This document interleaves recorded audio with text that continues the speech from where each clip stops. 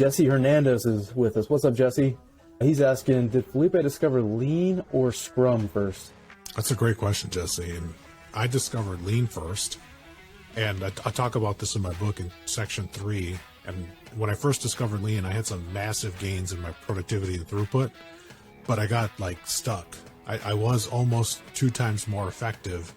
And then that was for 2 or 3 years. I was still learning, reading books all the time, learning, skilling up, leveling up. But when I discovered Scrum, then I went exponential. I went from I had a 3x gain, a 6x gain, an 8x gain. Scrum just totally changed my whole life. And that allowed me to do all the things that I do now, work full time, have multiple companies, publish a book, run a podcast, be on your podcast. All those things are happening with no stress. I still get 8, sometimes 9 hours of sleep a night. So I'm not burning the candle at both ends, and I'm having a lot of fun doing it. Hey, what's going on, everyone? Welcome to the CM Mentors Podcast. My name is Matt Graves, and my co-host every week is Kyle Grandell. And this week, Kyle's he's trapped in Snowmageddon up in Minneapolis, so he may not be talking too much. He got trapped in a Starbucks. It's quite loud. This week's guest literally wrote the book on Construction Scrum, Felipe Engineer-Manriquez. What's up, Felipe? What's up, Matt? I've got my product placement already ready, Kyle. Look at that. And Matt, always ready on this. It's good to see you all both again. Thank you for having me on the show. Welcome, Felipe. Hey, for the folks who don't know who you are, you want to give a short bio? I'm sure you could go on and do a whole podcast on your bio, but you just want to give us a 2 or 3 sentence bio? Yeah, let's see, 2 or 3 sentences. I work in the construction industry. I'm super addicted to better ways of working, and I'm the host of the Easier, Better for Construction podcast, the EBFC Show, EBFC. And I work for the Boldt Company. We're a general contractor working ocean to ocean here in the United States of America, and I love working with construction people just like yourselves. Couldn't have done better myself. So somebody told me the other day, I met somebody, he was a civil engineer, and he had engineer in his name, like you do. Can you explain, that's kind of a cultural thing. Can you explain to people what that is, that people might not understand what that is? Oh yeah, I totally forgot about my name. Yeah, my last name is my full last name is Engineer-Manriquez, ENGINEER-MANRIQUEZ. Yeah, and when you get practice like I do, have to spell it and write it on forms, you get better at it. So the short of it is that my last name has something to do with my father, like so many of us in our last names. But when I got married, I changed my last name to be hyphenated. So it goes back to that time. I was already an electrical engineer by the time I picked this name up. So that happened. I was an engineer first and then became a real engineer after. Oh, it wasn't, okay. The guy I was talking to is kind of a friend of mine now, but he was saying it's almost like saying doctor. He does ENG, his last name, because it was almost like saying, it was a cultural thing. He's from Mexico, so I thought maybe that's a different type of engineer altogether. I mean, could be he's civil, electrical. Yeah, there are definitely, I have more acronyms after my name, but I just don't post them all because it's obnoxious. The last name is 18 characters, but I'll answer to Felipe and even Philippe. I'll answer to that as well. Perfect. So I actually wore my A&M rugby cap today because up until a couple years ago, I thought Scrum was literally just a rugby thing. What is Scrum? Can you tell us what Scrum is? Absolutely, yeah. Scrum, it definitely borrows its name from the game. Right. And for all the Americans listening that don't know what rugby is, I didn't know what it was either until I learned the management framework first, and then I learned about the sports after, like so many Americans. I actually have a blog post at the EBFCshow.com /blog that'll tell you the analogy between rugby, football, and Scrum, but particularly focused on Scrum, the management framework. Mm-hmm. So everyone knows what scaffolding is in building construction. And that's exactly what this management framework is like. It's like scaffolding. You put it up, you use it to access the work, and then you modify it as you need to, because every building is a unique snowflake, and they're all different, but the conditions to make them are similar. So it's a way for people to organize. It's got just a handful of rules, very few, but the results are tremendous. It helps you with complexity, improving communication, which we all want more of. We want better communication, more effective communication, and it lets people get twice the work done in half the time. And that's if you just barely do it right. Most often people get 3 times the work or more. And in my book, Construction Scrum, I've got some case study examples, as I do on the podcast website as well, for some teams that have 9x'd their throughput. I myself have 5x'd my throughput several times. That's insane. So, Felipe, how does this relate to like lean construction and class planner system and some of those different techniques that are used? I love that question, Kyle. So Kyle, he's asking with the beautiful Starbucks music in the background, which we super appreciate when we're grabbing those lattes. I get that question so often, Kyle, that I made it a dedicated chapter in the end of the book. Yeah, there's a little product placement for free. You're welcome, Starbucks. I think Matt is looking for some sponsorship opportunities. So if you're listening or watching baristas, hit them up with the right contact to get that taken care of. But go back to Kyle's question. Scrum's foundation is actually in Lean. So Dr. Jeff Sutherland and Ken Schwaber, the 2 co-creators of Scrum. Sutherland got his undergrad at West Point. He's a West Point cadet, and then he was a fighter pilot. So he learned about the PDCA process, the plan, do, check, adjust process that so many Lean people know what that is. We almost take it for granted. But it's the way that we can be scientists in the work that we do so that we can make things better. And Last Planner system, by design, is a system to limit work in progress so that we can have better flow.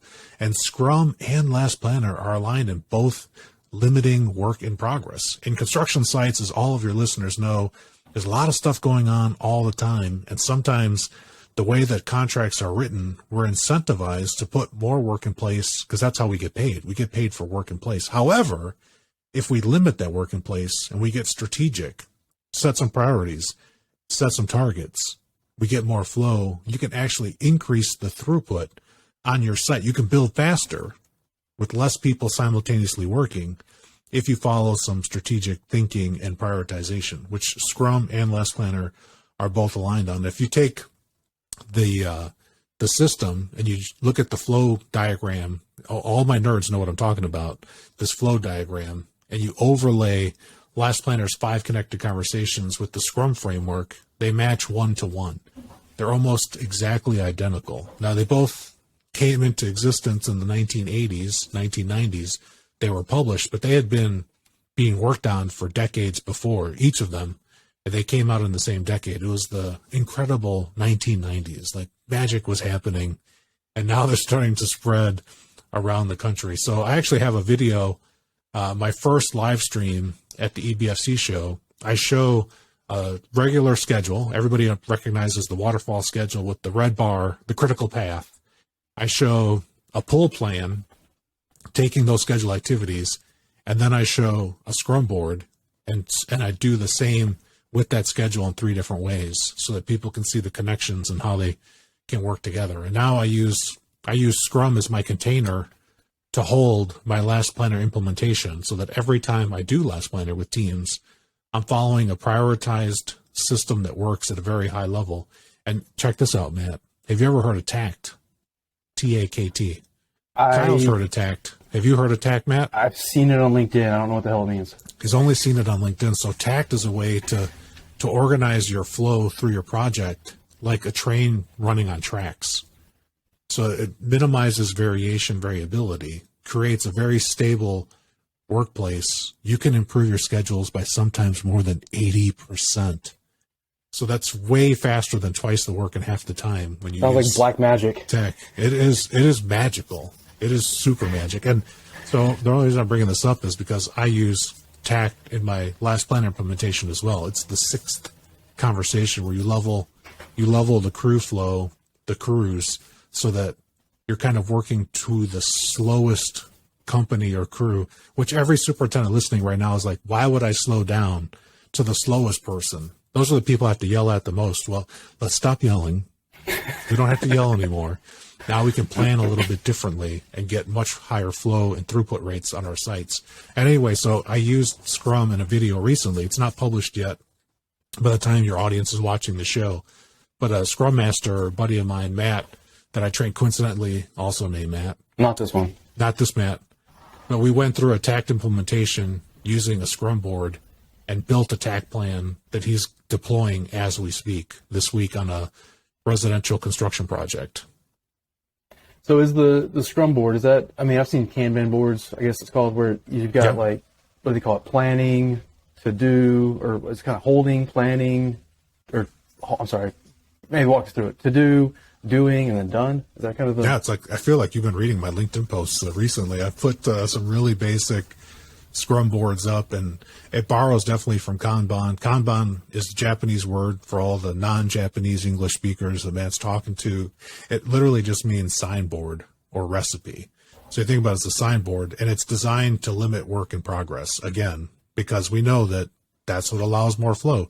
If we jam onto the expressway and we're all going through a one-lane on-ramp, we can only get a car on at a time. And at certain times of the day, the expressway gets jammed up. But if we slow everybody down and let people get on to cruising speed, then we merge in like a zipper connecting, two pieces of cloth together. So that's what those Kanban boards do, or Scrum boards. And you're totally right. The names for the columns can be different, but the super basic, super typical is something that shows what's on deck to do, like a to-do list of what we're going to do, what we're doing now, work in progress, and then what's done or completed. And then you can add more columns left or right as you need to. Definitely in construction we see a lot, and I've got lots of implementations. People take pictures and send me their Scrum boards to show, like a typical Scrum board will also include a column on the far left for backlog. So backlog, just like construction backlogs, work that I've won, but I'm not currently working on today. It's in my backlog. It's work that needs to be done in the future. So like you think of your whole project, every activity on your job could be starting in your backlog. And then every single week as you put work in place, you're burning off that backlog 1 week at a time over the course of months, weeks, or years. Hey, so reminder to everybody in the live audience, feel free to ask your questions as we go along in the chat box. And in the second half, we'll have a kind of a call-in Q&A for anybody who wants to. So we got a first question. Mondo 2.0 says, how does Scrum differ from a glorified to-do list?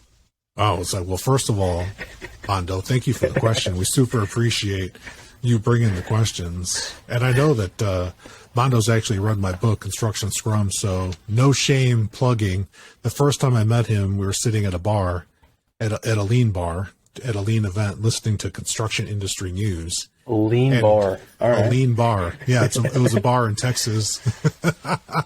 And he's like, I read your book. And I was like, oh, really? So let's see how well. We say in Lean, Matt, if the student hasn't learned, the teacher hasn't taught.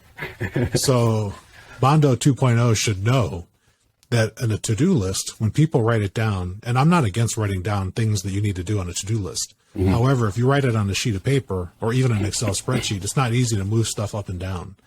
And on a Scrum board, when you use Post-it notes, digital or analog, you can quickly move things as you learn something and change priorities and shift them up and down. That way you can see visually, like, what am I going to do first? I put it at the top. What am I doing second, third, and so on? The to-do list is people at best can scratch it off. And, back in the day, Franklin Covey used to teach these time management skills. And that's one of the things they would teach people, like how to manage a to-do list with some couple of rules. And people would cross off things. And I know people in construction, Matt, that write in notebooks, and they'll just write down whatever comes at them as it comes. Mm-hmm. And I've seen people turn 6, 7, 25 pages left and right and try to figure out and hold in their head all these things they have to do. If they just would have it on a simple sticky note list, they can move things from left to right, achieve one-piece flow, and knock things off one at a time. You run your stuff. Is the way. Go ahead, man. You run all your stuff with actual sticky notes, or do you do some sort of virtual, like, Scrum board? I do a combination of both. Like, just off camera, I've got a to-do doing done simple, like 1 day, or it's actually my weekend Scrum board. Mm-hmm. But then for work, I use a digital solution called Trello, Trello. And in Trello, I can set up multiple boards, multiple teams. And in fact, the Lean Construction Institute planning team this year is going to be in Detroit in October. Shout out to all my LCI partners, brothers and sisters, cousins, nephews, and daughters and sons.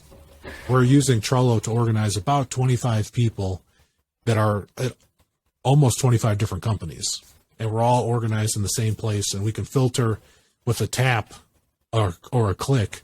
You can see just your activities versus the whole company, or you can see or all the companies. And so that makes it super easy for report outs. Like our check-in with these, I think we have 10, I think we have actually 11 different committees that are putting this conference on. And the report out is less than 15 minutes once we're in that board. So you can hear 11 different teams telling us exactly where they are, where they need help, what's going on, what's on deck, what's like further into the future. And the cool thing is that we've been helping some people, because there's some people, Matt and Kyle, that they want to still do a lot of things at the same time, but through some light Scrum coaching, we show them that you're not actually doing three things simultaneously. You only can do at best one thing at a time if you want to do it well. I mean, you can half-ass things like left and right all day long, but you want to I always tell people, get both cheeks in, go all the way, and just do it really well. Get one thing done at a time. You'll be way faster. And if you don't believe me, run the experiment yourself. Try to multitask. See how long something takes you versus just focusing and getting it done, knocking it out. Yeah, I read about Scrum a couple of years ago, and I kind of very loosely implemented. I have a Notion account, and so you can make boards on there, and I've especially with like my newsletter and that sort of stuff, I'll have a whole bunch of just ideas dumped in the first column that needs to be researched, and then I'll bump it over once I've done a little bit of research, and so it kind of has a flow pattern to it. There you go. You're on the path. Probably not very efficient with it, but it's just kind of a place at least where I can visually organize. And I like how you can, in Notion, it's kind of the same thing where you can drag and drop, and after I can type in, I can move it over to the next category and stuff. So it's been pretty cool. Yeah, it's not bad. It's a good thing to have. Jesse Hernandez is with us. What's up, Jesse? He's asking, did Felipe discover Lean or Scrum first? That's a great question, Jesse. And I discovered Lean first. And I talk about this in my book in section 3. And when I first discovered Lean, I had some massive gains in my productivity and throughput, but I got stuck. I was almost 2 times more effective. And then that was for 2 or 3 years. I was still learning, reading books all the time, learning, skilling up, leveling up. But when I discovered Scrum, then I went exponential. I went from I had a 3x gain, a 6x gain, an 8x gain. Scrum just totally changed my whole life. And that allowed me to do all the things that I do now, work full time, have multiple companies, publish a book, run a podcast, be on your podcast. All those things are happening with no stress. I still get 8, sometimes 9 hours of sleep a night. So I'm not burning the candle at both ends, and I'm having a lot of fun doing it. So for me, it's Lean. And then Scrum is the foundation of Scrum is Lean and Lean principles. And then it just adds in a couple other rules. It brings in some more systems thinking in a very prescriptive way. But it's only, again, a handful of things to do. There's a couple meetings you want to have, and there's some feedback stuff that's built back in, that's built on top of that plan, do, check, adjust framework that we talked about, or as some people in the military know from John Boyd, the OODA loop, which stands for observe, orient, decide, and act. And it takes more time to explain it than actually to experience it and just do it. Do you run I say you do run your family. Do you does your family embrace it? Do you run your family organization kind of? Oh, I definitely run my family. I think I run my family. They think they run me. So secretly. Do you encourage them to run it with the Scrum? Yeah, my son, when I first started learning Scrum, he was my first guinea pig. I read Dr. Jeff Sutherland's book, The Art of Doing Twice the Work in Half the Time. We call it lovingly the Scrum, the Red Book. And after that, it's at the end of the book in the appendix. It actually tells you 11 steps to take to start using Scrum right now. So I did it with my son. He was probably less than 5 years old. And then as I always tested things with him, it worked. So spoiler alert, it freaking worked. And then I took it to my construction site the following week and I started using it. And what it did for me as a project manager, it allowed me to spend less time behind my computer, spend more time on the job site and actually helping people on the job site with flow and issues and changes. And I even talked about, if you're on a hard bid job, just imagine this, all the people on a traditional design bid build job. I was submitting 5 change orders per day. They were assigned, approved, and billable the same month. the same month on a hard bid job. So I tell people, like, be careful when that happens. People are going to start buying you lunch, giving you free hockey game tickets, all kinds of stuff. And you got to just be wary of like the ethical things that you have to do as you're accepting all these gifts and gratitude and thanks from people, because it was the most money the trades had ever made on that type of project delivery, which is a hard bid traditional project. The project finished a month ahead of schedule with 0 claims. And the construction manager said, this is the first job we've ever done in 12 years on this campus that were not involving lawyers at the end of the project. First time ever. And they're like, what's the difference? And the difference was Scrum and Lean construction in particular. And like during the time, Matt, I didn't even have full buy-in from the team to use it. I just used it no matter what. And so like in my family, I run Scrum everything. Mm-hmm. Everything runs on the Scrum. Like it's not always perfect, but it allows me to ask better questions and get people engaged. So my son uses it for school for more now for projects than for the day-to-day, because his school is pretty lean. It has a dashboard, and he just has to execute against an already prioritized work list.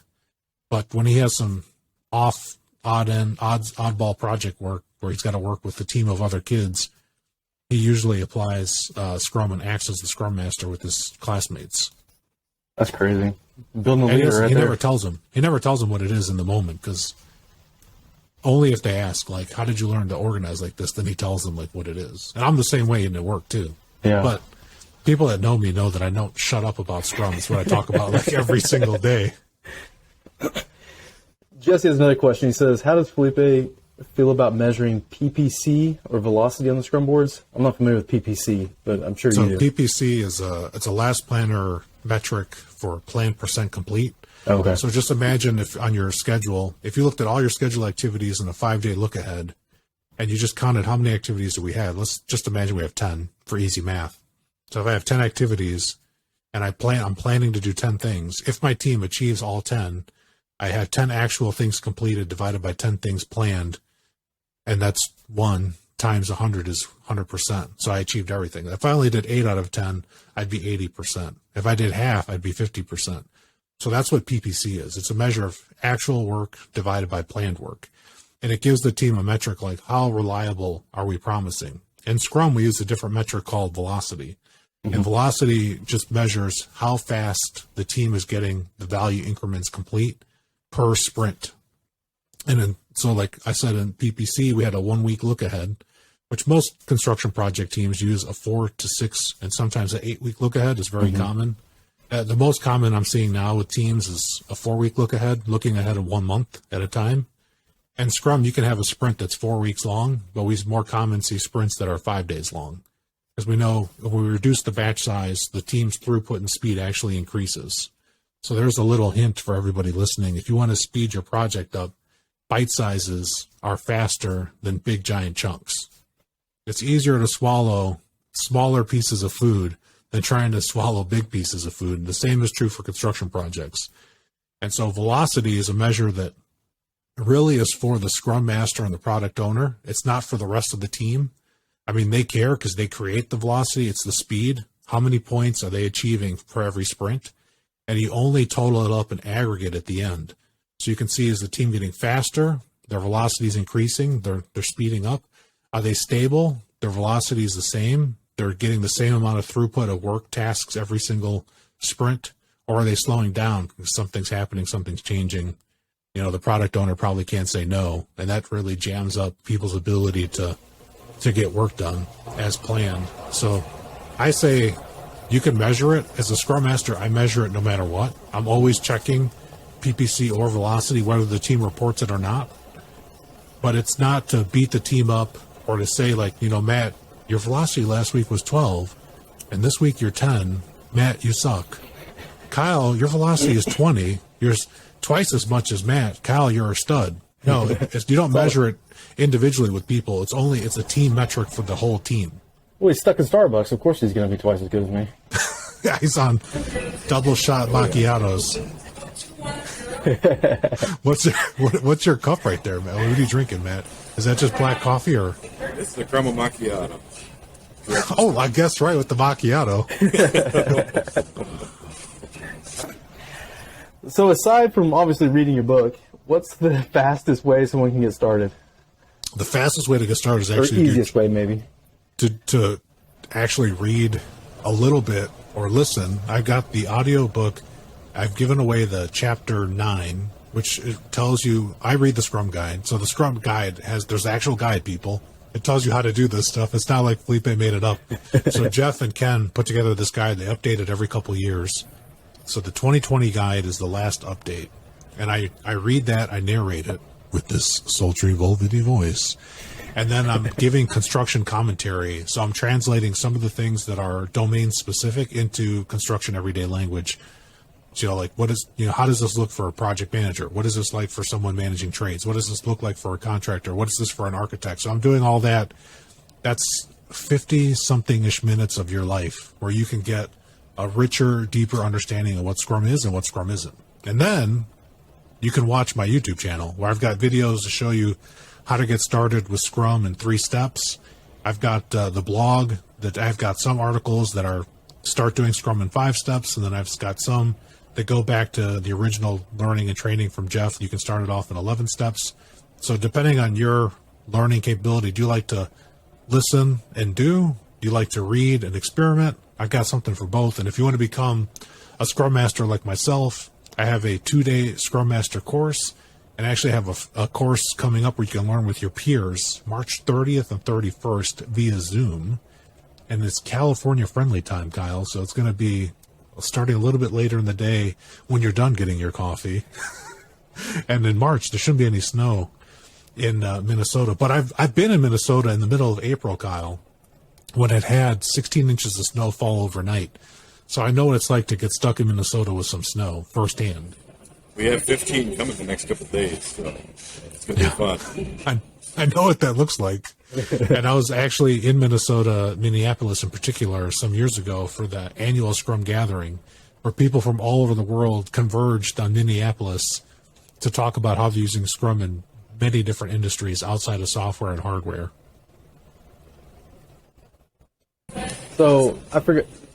Sorry, I have a question here, Felipe. So back to Jesse's question about discovering Lean first and then Scrum. You said you got a huge improvement that you noticed. What are some key things that you saw that brought you to that? Yeah, it's a great question, Kyle. So, learning Lean first taught me about bringing the customer into everything I was doing. So you can work your whole career in construction and just be thinking about what your boss needs. And when I started learning about Lean, I started realizing, somebody's going to use this building, right?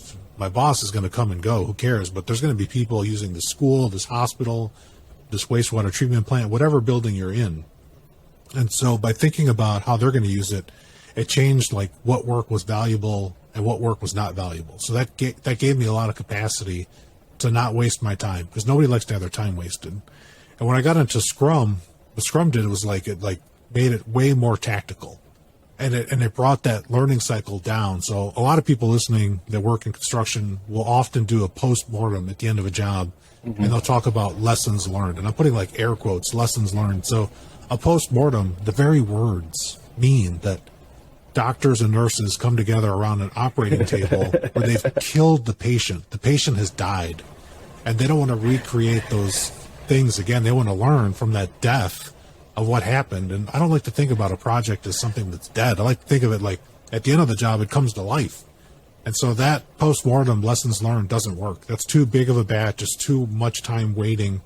And then the team disperses. Now with Scrum, you're having these shorter feedback loops all the time. And every day, if you're doing a daily Scrum, it's just like a daily huddle or a daily stand-up meeting. You can hear from people doing the work, like, what challenges do they have? What are they working on? Where do people need help? And you can make adaptations on the fly quickly. You're still targeting, something out into the horizon. It's 5 days into the future, two weeks into the future, or thereabouts.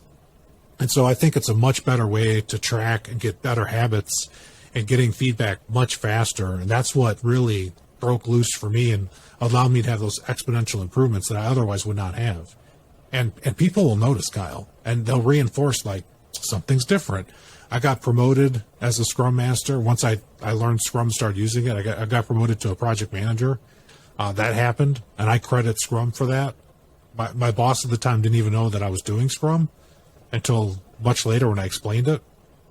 And so they're going to have like these good benefits for you, and then you have more capacity. I started doing something really weird at work. I started reading at work on the job.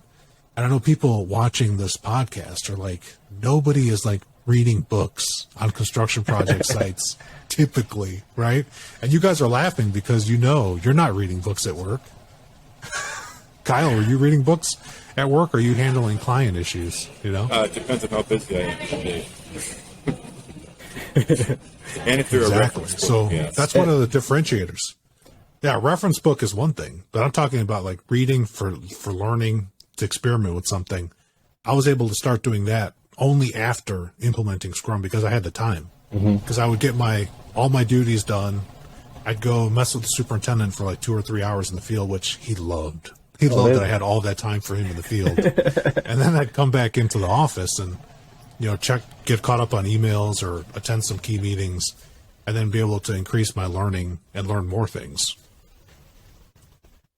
We're going to do a call-in in a little bit. If anyone has any questions to call in and harass Felipe. I forgot today's his birthday, so call him in and at least say happy birthday or harass him, one of the two. Birthday. Yeah, thank you, Kyle. Thank you, Matt. I had one team this morning on Teams actually sing me happy birthday. It was really nice. It's been a really good day. My family was the first. I think I had some people in Australia hit me up yesterday because it was already Monday yesterday for us here in the United States. I got some friends in Australia and New Zealand from my rugby days, and same thing. I'll be going to bed and I'll start getting the Facebook messages, happy birthday, and I'm like, oh, hey, cool. Yes. I'll spare you my singing, so maybe some call-in. Okay. Maybe Mondo will sing for you or something. You'll have to sing to me later, Matt, just to make it up for me. I don't have the mic, the sultry voice. It's all good. You can voicemail. You can call my cell and leave me the voicemail message, and then I'll put it onto my podcast and say, "Here's Matt singing me happy birthday." I'll do that. So, like you were just saying, it's kind of as you kind of got started into it, right? No one really kind of knew what you were doing. You kind of just took and started running with it, and you sort of got promoted and that sort of stuff.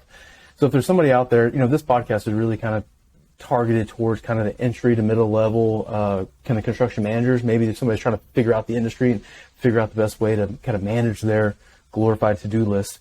What are some tips you have for somebody that's like really maybe some real actionable steps of somebody that's maybe not in a culture that embraces Lean or embraces Scrum, or maybe everyone's hair's on fire type in culture, because there's a million of those companies out there. What are some actionable steps you have for somebody wanting to start this kind of in their career, maybe kind of within their company? Yeah, the first thing is make some space to reflect on how things are going. So you'd be surprised how many project teams never understand, are we financially okay? Are we on schedule? So I'm just going to pick those two metrics because that's universal across all construction projects. So if you're listening to the show, pause it or think about this on your drive home, or when you're getting your coffee, or you're waiting in line at Starbucks, whatever it is. Just think like, is my schedule, is my project, is it on time right now? How do I know it's on time? Like, how are my billings? Are we caught up on change orders? So I want you to think about just time and money. Well, I think too, is like, what does on time even? I think too, like, what does on time even mean? Like, right. What does on time even mean? Right. Exactly. If you've got a schedule, I just heard a stat, Matt, recently that a lot of construction sites don't even have schedules. And it's just like, to me, I can't even fathom not having a schedule. But I heard that last week, and as a person who makes a living helping teams get schedules, that they literally just go to sites all over the United States that have zero schedules. I can't believe that, but I have to believe it because they said it, and that's how they make their living. I've seen it lots of times. Or they'll have a schedule to make the owner happy, and you're looking at it, you're like, you're not even working on the schedule. Like, this thing's garbage. You just put it together because I asked you for one. So once you answer the questions honestly, and if you don't know the answer, more than likely other people on your team don't have the answer either. And so if you're new and you don't know, that's good. That's a good first conversation with the project manager or the superintendent or somebody on the site, an executive possibly. Ask those questions and then see what they say. Now, once you can determine if you're on schedule, behind schedule, or ahead of schedule, and almost no projects are. Statistically, you have more than a 75% chance to be late at any given time on your construction project. So you're more than likely behind schedule if you don't know, especially if you don't know. Once you do that, make the thing visible to the whole team. So if you're on the site, it doesn't matter if you're a project engineer or you're an intern. If you're listening to the show, get from somebody, what's the priority thing that the team needs to finish this month? It's February 20th. So there's only 18 days left in this month. I would say, where should this team be in construction by the 28th of February? Put that up somewhere where people can see it, socialize that thing. That alone will help you improve schedule and have the right conversations and help people prioritize. Because you got to make decisions like, do I do this, which doesn't get me closer to that thing on the 28th that I need to have done, or not? Now, for the cost-wise, the thing that you should do for cost is get curious, read the contract. It sounds so boring, and I'm glad that Kyle's in a coffee shop right now. Get your favorite coffee or your favorite tea or whatever you drink, as long as it doesn't put you to sleep. There you go. And read your contract. And if you don't understand the terms of your contract, ask as many questions as you have to until you understand it. Because there's going to be things in that contract that you have to do, and there's going to be things that make no sense to do. And just be sure that you never do the don't make sense to do things. Spend your times on the valuable things and giving the client or what they want. It doesn't matter who the client is. You could be a subcontractor working for a general contractor. Most general contractor contracts reference the owner's contract, but don't actually even provide it to the trades. And that's going to come in handy during the end of that job when you go into litigation or claims. So raise your hand, ask for a copy, read it, understand the terms, at least the basic. How much is it? What do they want? What are the things they're expecting us to do? Those are your first steps. And then after that, you can start learning about lean construction. Definitely follow me on YouTube. And I need YouTube subscribers because I'm that kind of needy guy. Yeah, we're on our way to the first 1,000. We've crossed over 100,000 unique views in less than 2 years, but we're sub 800 subscribers as of the time that this show is live. So I know a lot of you are watching my show, and you just haven't tapped that subscribe button. You don't want to miss my videos. And I'm talking about these types of techniques to help the construction industry. I'm sharing these forever and always.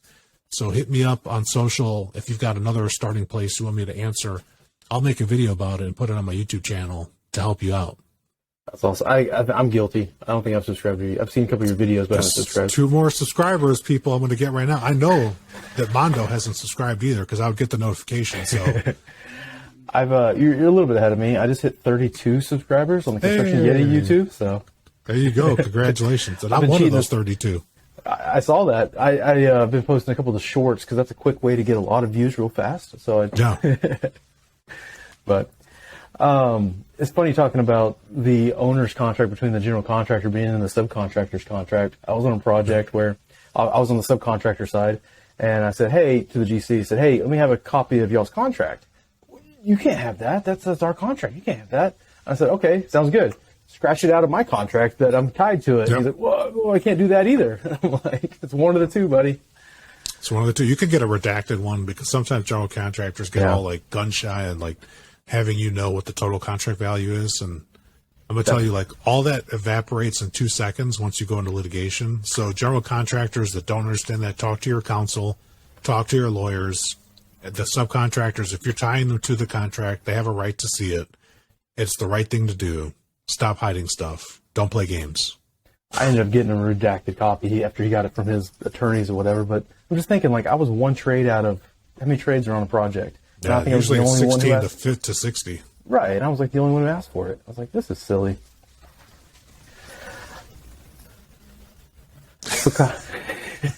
Kyle, you got any other questions for him? Yeah, actually. So I was kind of curious about might had some luck getting the buy-in from some of those hard-headed GC superintendents that are out there. That's always one of the struggles I have on my site sometimes. If they don't buy into Lean, if they don't buy into methodology, getting them to really understand it and doing it in a time-efficient manner too, because these projects are so quick. That's a great question, Kyle. So getting superintendent buy-in, especially with skeptical superintendents, or using Kyle's words, hard-headed superintendents, typically when we come to people, and it's no different myself. I've been a superintendent in my past experience, so I know what it's like to be in that role. But everybody that you come to, they had the job before you showed up. And sometimes we forget, as like the person with the extra special training or the lean special sauce or the experience or the gray hairs or lack of hair in my case, you got to honor the people and what they're doing first. So I think I always spend like the beginning part of a new engagement with the team to ask people like, show me what you're doing, because I'm curious and I want to see the cool stuff you're doing. And I sprinkle on lots of encouragement and enthusiasm, the stuff that they're doing that's really well. And then I ask them like, how satisfied are you with how things are going? Like, typically I'm not there because everything's awesome, right? I'm typically there because there's something that we can do to improve and make it a little bit easier. And so by honoring first the good stuff they're doing, it kind of lowers the barrier. It allows some common ground to be seen, build some trust, because you're only going to move, as Stephen Covey already freaking trademarked, at the speed of trust.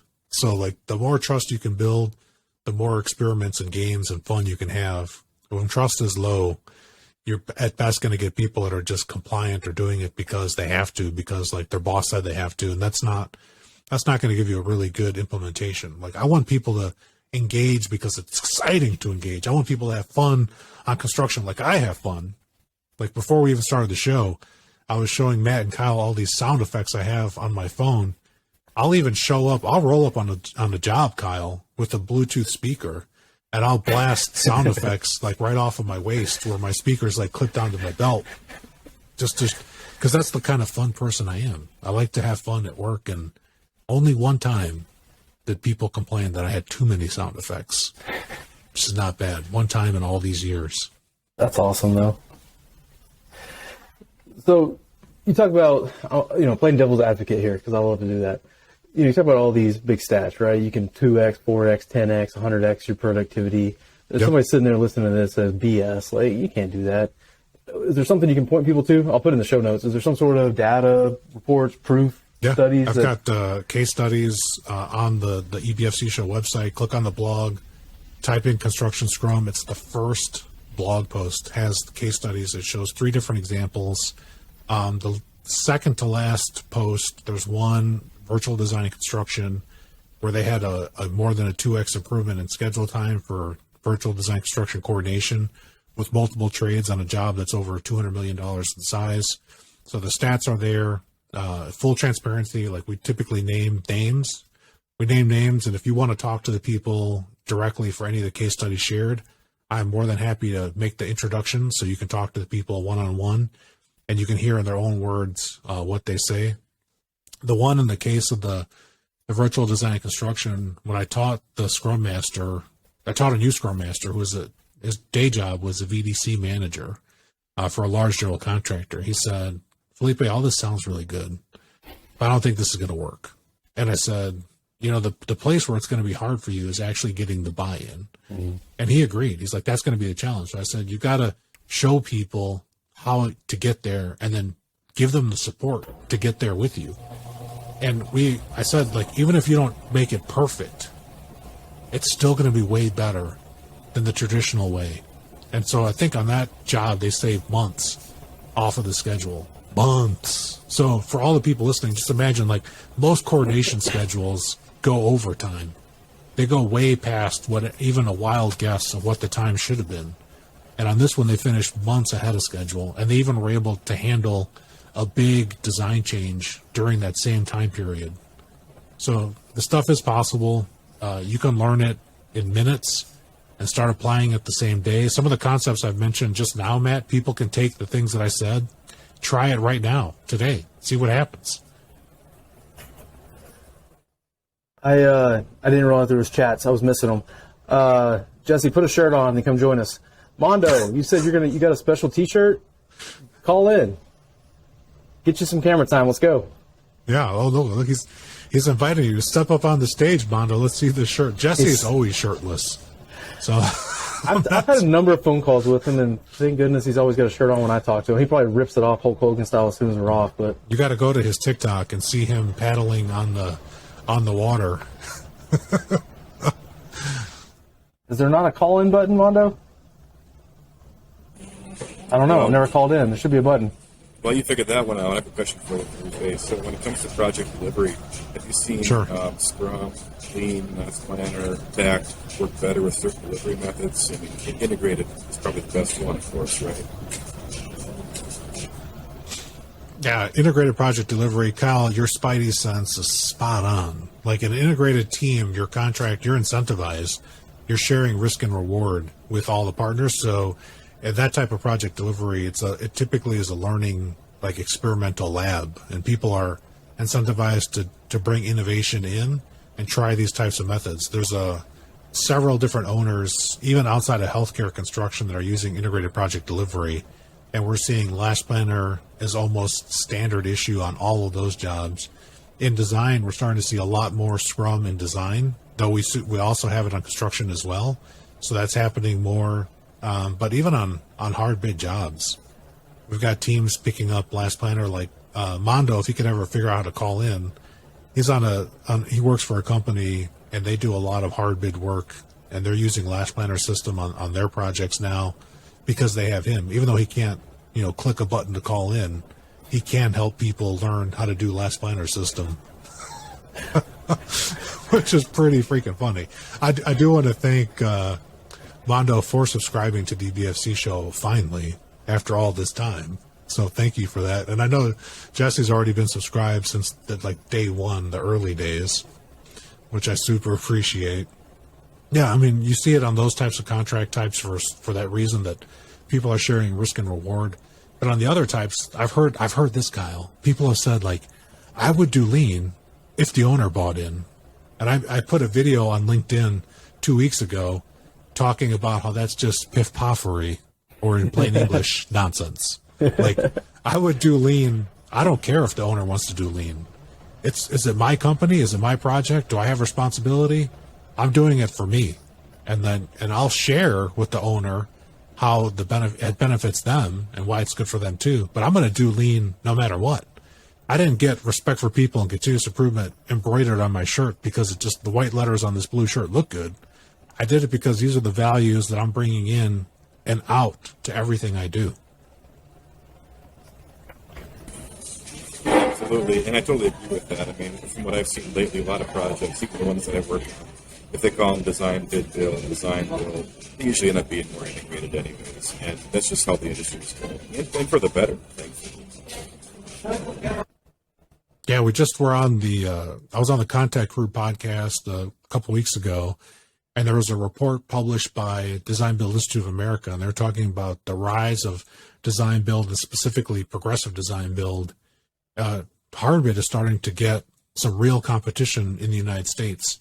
So I'm really happy to see that. And then on the federal side, on government contracts, we're seeing a lot more agile contracts.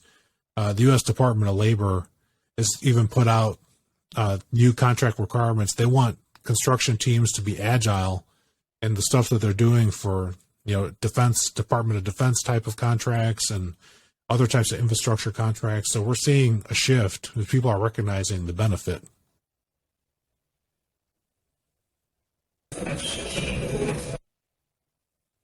Sorry, Matt, you up? No, I'll keep going. I'm trying to break Mondo in. Yeah. Armando's giving me some nice feedback here via text message that I'm not going to read out loud for everybody else. That's going to be special for me, Mondo, so thank you. If you want to talk smack, you're going to have to click the link that Matt sent you so you can come up on stage. I just sent it. So I'm still trying to figure out this is episode 4 or 5. I'm still trying to figure out the technology. That's how you do it. That's how you do it. It's baby steps. So Felipe, would you have any other tips or tricks for the younger generations as they're getting started, and maybe not so much specifically towards Scrum, but just as they're getting started in their careers, with certain steps they should take, maybe certain experience they should go towards that would be most beneficial as they want to get into these areas? Yeah, so that's a great question, Kyle. So if you're young into the industry, or if you're even a transplant from another industry and you're newer to construction, bring the questions. Ask more questions. When you get work assignments, spend the time to understand, like, why are you doing what it is? A lot of times people go to work and they just get tasks to do. And that doesn't bring in the full capability of what you are as a human being. So I would say, as you're getting assignments, take the time to ask the people giving you that work, how's this work going to be used? How does my contribution fit in to the overall project success? And getting that information is going to definitely transform how you work, and is going to put you on the path to learning and iterating and being more effective and having more fun on the job, because nobody wants to come in and just like turn a lever or do something. Oh, there we go. Now we got Mondo coming in with the cool shirt. Mondo 3.0 is back. There we go. Yeah, love it, dude. Oh, look, he's on brand too, Matt. Yeah, I know my audience. So, Felipe, you don't want to share the La Bamba reference I just made? No, I had to entice you to click a link, so it worked. So you see, Kyle, like by understanding who I'm dealing with, I can bring him on the stage. It's like magic. That's the magic of Scrum. You can speak down to my level. It's fine. No, that is one thing that, so you deal with a lot of corporations, right, Felipe? How do you get to the end user? I mean, the guy that's putting on his tool bag, or the person that has his impact wrench, or the iron worker, whoever that is. How do you get your message outside of the office to the boots on the ground? I go right to those people and crews. So typically when I walk a site, I've got the shiny white hard hat, and people can spot me from 10,000 miles away and know that guy doesn't get dirty every day. So I usually have a handler walk with me, air quotes, superintendent or project manager. And I just tell them, like, hey, when we walk the site, I want to be able to engage with people, on the fly. Let's meet people. Let's talk to people as we're walking through, typically looking at schedule type of activities. And I'll just stop and just ask people. I'll just introduce myself and say, hey, my name is Felipe. I'm here doing this walk. I'm looking at this thing.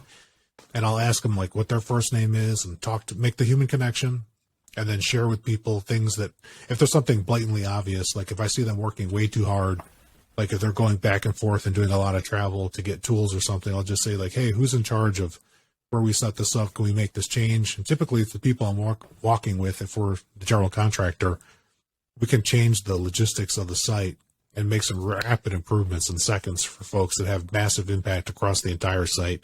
And that gets you a lot of trust built when you can make improvements. The other thing I do, Mondo, is like I go, and I learned this from Jason Schroeder. I actually check on the bathrooms on the site. I check porta potties. I open up doors, and this is like not super like well known, but people working with me know that I do this. And this is I trained. I learned from Jason. I open up the porta potties. I'm looking like, what's the toilet paper level? When's the last time was it cleaned? Are there hand wash stations? And if there's not, it's the first thing I tell our teams. I say, like, you got one thing to do before the next time I come out here. Hand wash stations, toilet paper, and don't single ply these people. We're human beings out here. We can do two ply. Yeah, let's do without the sandpaper, please.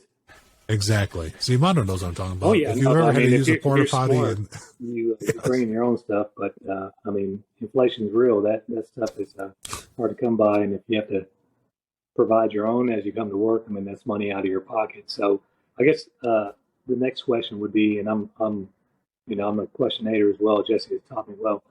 Sorry. That's why we asked you to come on the show, because you had questions. Well, so that's the exception, right? That is the micro level, you talking to a job site. How do we make that the norm across the industry, where it's, just not normal for restrooms to be, disheveled and just a mess? That is the norm. How do we make that the exception or eradicate it altogether? Yeah, we've got to share the story. So I work with a guy. I'm going to shout out to Steve Yachts at the Boldt Company. He's been superintendent most of his career, and he doesn't even do porta potties anymore. He brings in the country club wedding guest trailer, like with the hand sinks and mirrors. I was like, man, and mirrors too. I was like, ooh, love me some Steve Yachts. So he knows what, and he's done that. It's been like 7 or 8 years, and so that goes with him to every project he goes to. But not everybody that has that type of innovation has a platform to share it until, dun dun dun. Wait a minute, I got the sound effect. Social media. So if you're listening, to this podcast, you either got an email from Matt or you saw this on social media. Share your innovations so that other people in the industry, at least people in your network, can see what you're doing. We've got to get those stories out. So Mondo, I mean, I take full responsibility to talk about bathrooms and toilets every single time that I talk to Jason Schroeder so that we can share this, because it's not well known. And I can't tell you how many times I've gone to porta potties on construction sites and they would be classified as not fit for humans. And so that's not because the people that use them make them that way. It's because of how the controlling contractor has it set up or not set up correctly, and creates this subhuman environment. So we need to share that story in a respectful way to let people know. And the bathrooms are just one thing. There's so many more things like parking. Don't get me started on trade contractor parking. I can talk about parking for like 7 podcast episodes in a row. And they're all laughing. They're all laughing because they know that parking on job sites is troublesome. You are so right. Man, I did a couple jobs in downtown Austin, and there's no parking in downtown Austin, right? And it's street parking. And then so, of course, all the trades would get there at 6 a.m. or whatever. And then so there was no parking because Austin's booming. There's no parking for anybody that's not a construction worker, essentially. And then so the city came out and said, okay, no more. You can only park in one spot on the street for more than like 3 hours. So every 3 hours would be a mass exodus from the job site. You'd see everybody go downstairs, play musical cars, find another spot, park, and come back. It was crazy. It's bureaucracy for you, but so that is not making it easier on the workers that are providing the most value. And Kyle, listening and doing some research, you're talking about it, and it's obvious that both you, Matt, and Kyle are passionate about those who are struggling right now and how to get this message to those. Yeah, I mean, that if you're not thinking logistically or coming up with a plan or investing like those restrooms, I mean, that's going to cost money, right? That's going to cost money out of the budget, but I guarantee you the productivity and the quality is just going to skyrocket because you're showing that you care and you know that that person that's behind the tools or sweeping the broom is a human being. Renting out a lot, maybe in downtown Austin, and I've worked in downtown Austin, I get it. It's horrible conditions as far as parking, but you're talking about loss of productivity every time somebody has to go and repark their car because of stupidity. I'll just say what it is. It's stupid. Just call it what it is. Removing the stupidity and making it easier for the people bringing the most value, and then getting the message out to them. I think one thing that I'm going to do, other than the restrooms and the parking, is I don't want to pat myself too hard on the back, but we made those things a priority on our recent project, and we were able to have success there. But getting the message out. Maybe I just need to just talk about social media, talk about LinkedIn more, and just get people that are on the job site that get dirty and they have their tools, and get them online, because the amount of resources and the amount of knowledge online is just amazing. And I'm able to listen to people like yourselves, and I learned so much. And I used to push a broom, and if it wasn't for somebody taking the time out and showing me the ropes and how to climb up that ladder, we have to do it for others as well. We want to do it for others, and this is part of it. But I'm passionate about the person behind the broom and the person that has to pay out of their own pocket for parking. So just getting that message out there and showing them that there is an easier way. I'm all for it. I agree with spreading the word like that, because I mean, I've seen those bathroom trailers on, like you said, country clubs and weddings for a decade, right? And it literally never even crossed my mind to put them on a job site. Like, why until now? It's such a simple solution. Like, I was on a project once before, and the bathroom situation, the porta potty situation was so bad, there was a Home Depot across the street. So if you had to go to the bathroom, you drove across the street to the Home Depot. And all the trade guys would go do it, and no one was arguing with them because it was such a bad situation, right? But if, whatever the productivity loss was, could have bought 50, bathroom trailers. Absolutely. Sometimes PMs don't want to listen. And Felipe used that word trust. That's such a big one. I mean, if you want to get the trust, let's show that we respect and we care about them. They're the ones doing the work. We should be doing whatever we can to help them. That's my opinion. Yeah, my rule of thumb, Kyle, for the tradespeople, I never, and I tell this to the people that, general contractor side, mostly that's where I've worked most of my career, on general contractor side. let's never ask the trade people to do something extra until we give them something first. You got to give to get, and like they're coming, showing up every day. That's worth something.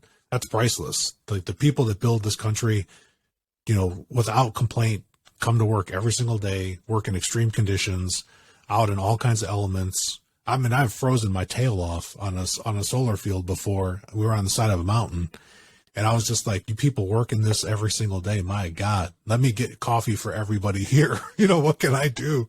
Because I was frozen to the core, like my little California warm blood. Like it did not, I've adjusted. Like I grew up in Chicago, but now I get cold at just the hint of like temperatures dropping. Like Kyle, I feel for you right now. You're just so close to the windows. I know you can feel the cold. But do for the trades first. Yeah. Like, that's the first easy step. Well, I've got a previous engagement that I'm going to run off to, but I am going to post something. I'm going to tag each of y'all today, and it's about Jeff Walker, and I would just encourage those office dwellers, or sometimes we call them carpet dwellers, when they go out to the field, maybe they can ask themselves if they've ever dug a ditch, and if they haven't, maybe take a step back and do what Felipe did, sympathize with them, and just recognize the fact that there are humans and not somebody just to walk past on the job site as if you're better than they are. So it was a pleasure. Thanks for roasting me while I couldn't click onto the link, but we'll be in touch next time. Appreciate it. That's good okay, to Colin. in. It's good to finally meet you, Armando. All right, same here. Talk to y'all later. Hey, man. The Yeti. I definitely, I don't care what happened in the background, Matt and Kyle. I 100% blame Mondo for not being able to call in earlier. And I do that with love. It wasn't on his board set up the right way. He couldn't get it over to the doing. He was stuck on the to-do. That's right. He was still working that simple to-do list that was glorified. That's awesome.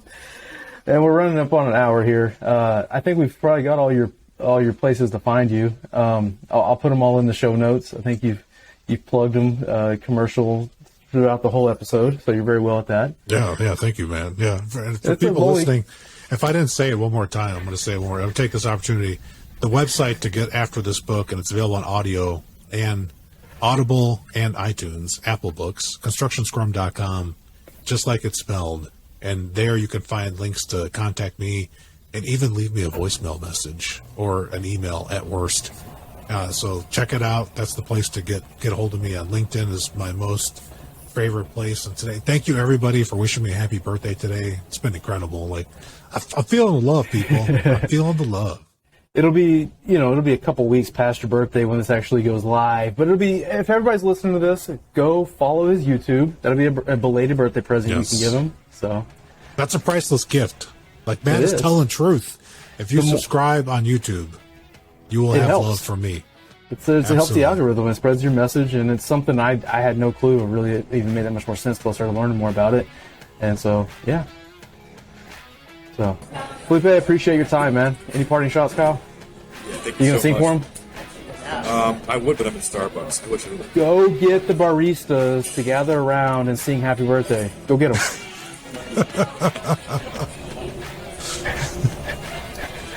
Thanks, everyone. Thanks, Matt. Thanks, Thanks, Kyle.